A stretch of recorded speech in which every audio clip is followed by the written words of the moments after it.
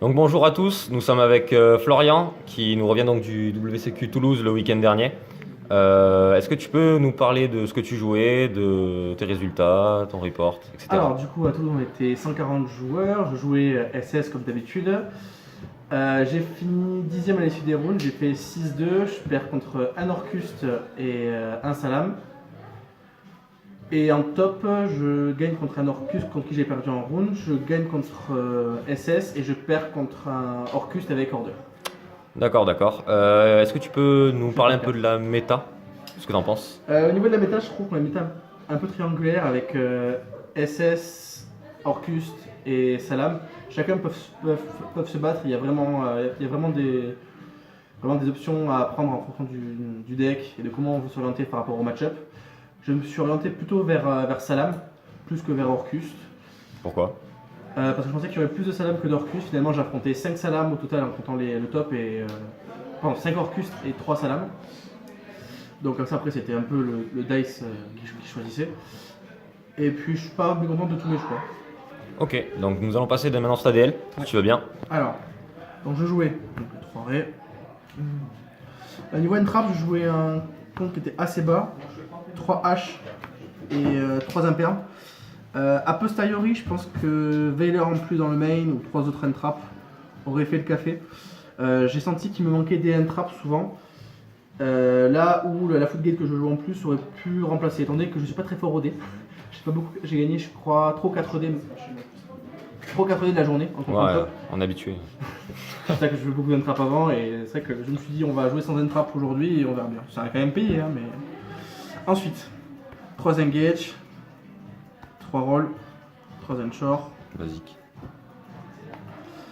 Au niveau de la stable, je jouais les 5 terrains.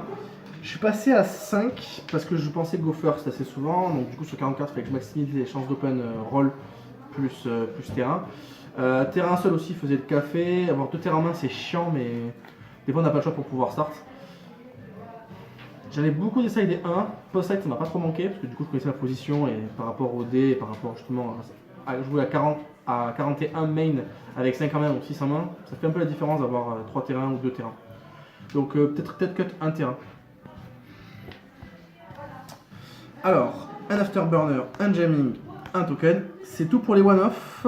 Je pense que jamming à 2 c'est ok. Pour aller avec jamming, je jouais les 3 twins, main deck.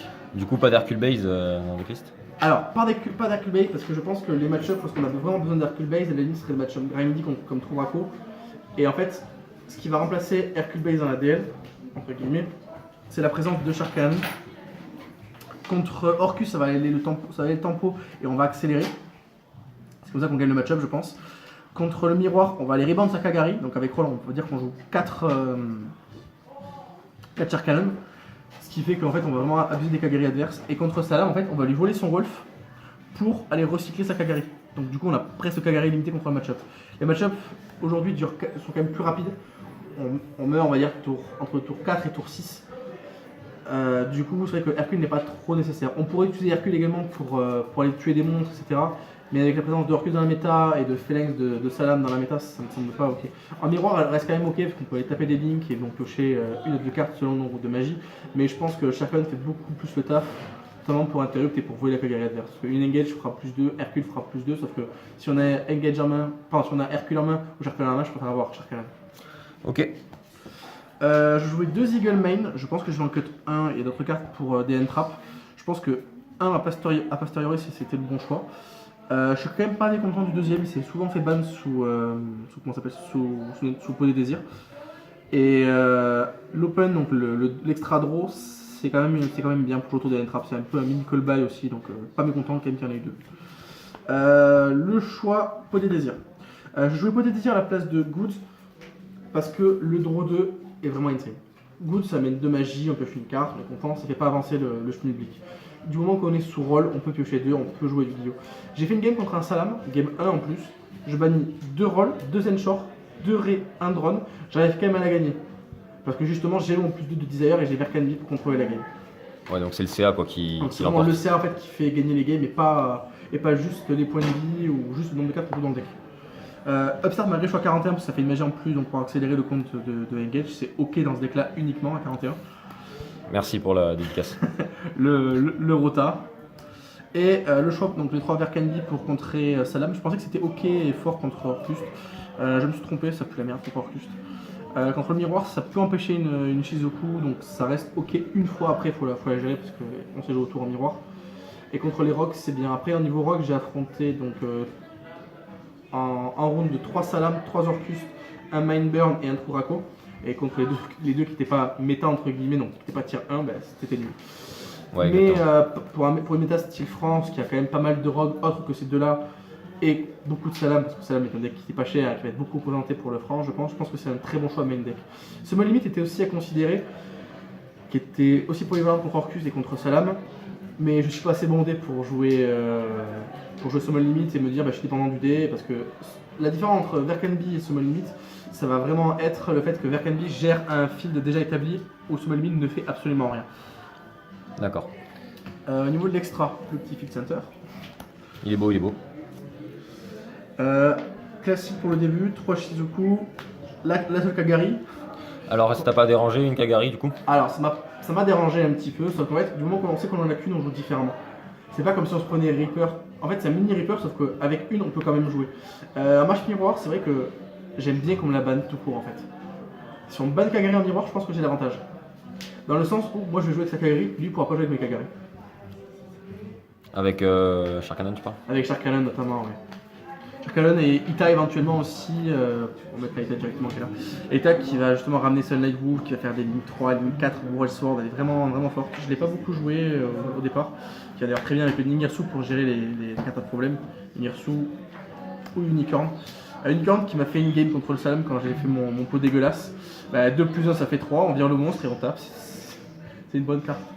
Les Link SS, du coup, je ne m'éparpille pas plus. 3 Yaté, je pense que 2 c'est ok, mais 3 ça évite de se prendre la tête. On peut jouer, on peut aller taper, on a des links. On n'a pas besoin de gérer ses ressources comme si on n'en jouait que 2. Alors, il y a une époque où Ayate était très forte en miroir match. Est-ce que c'est toujours le cas actuellement? Alors, elle est toujours forte pour aller faire des dégâts, pour aller mettre du POC, pour aller jouer au time, pour mettre des magies au cimetière. Ici, en fait, si on met des magies au cimetière, on va pouvoir les mettre avec roll. Alors qu'avant, on mettait des magies pour vraiment Kagari, pour qu'elle aille taper, mettre des dégâts directs. La différence de Shizuku, c'est que sur un board vide, Kagari met plus de dégâts qu'une Shizuku, évidemment. Donc ici, la Yate est moins forte qu'avant, mais elle reste quand même indispensable. Je jouais 2 Kaina.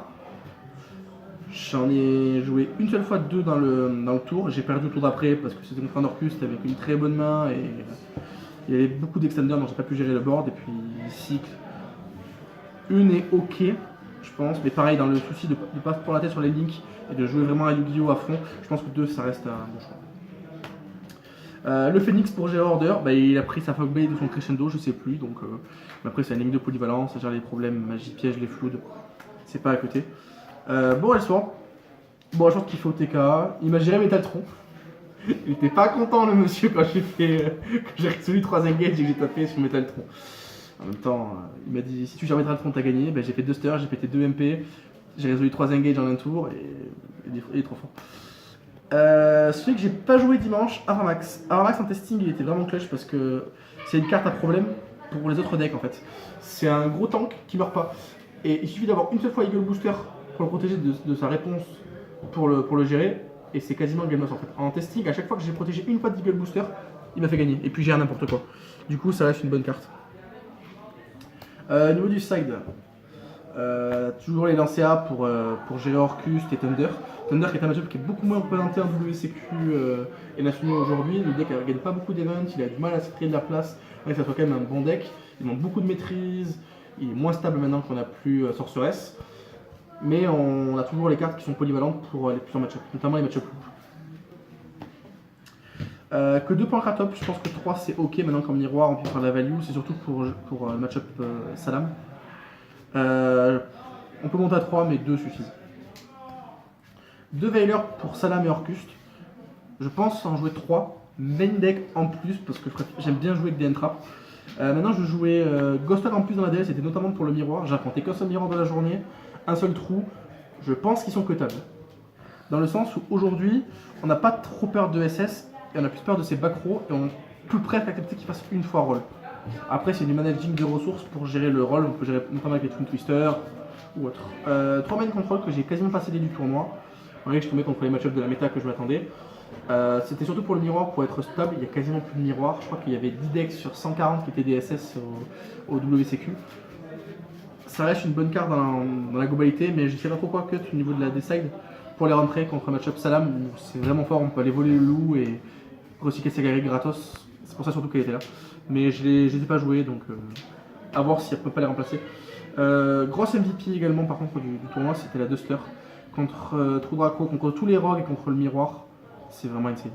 PT2 gratos, c'est vraiment insane. Pas grand chose de plus à dire sur la carte. Elle fait game quasiment contre Mine, même si le deck a un très bon match contre Mine. Et contre Draco, bah, il aime pas beaucoup Twin, donc si en plus je défausse pas, il aime encore moins.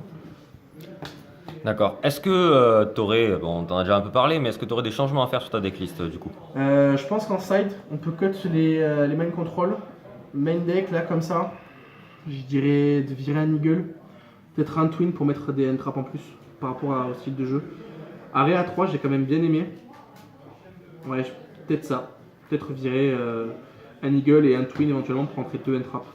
Un Arcane Beat aussi acceptable, je pense, dans le sens où on gagne jamais le dé. Enfin, moi, je gagne jamais le dé, on va dire. Donc, du coup, ouais, c'est ça. 11 rounds, j'ai gagné 3 ou 4 dés maximum. Et encore, il y a un dé que j'ai gagné. La round a été refaite, elle était pas bonne. Donc sur 12 rounds, j'en ai gagné 4. Quoi, on va dire. Ça fait un sur 3, c'est pas dans les probas. D'accord, d'accord. Est-ce qu'on te voit bientôt sur de nouveaux events du coup?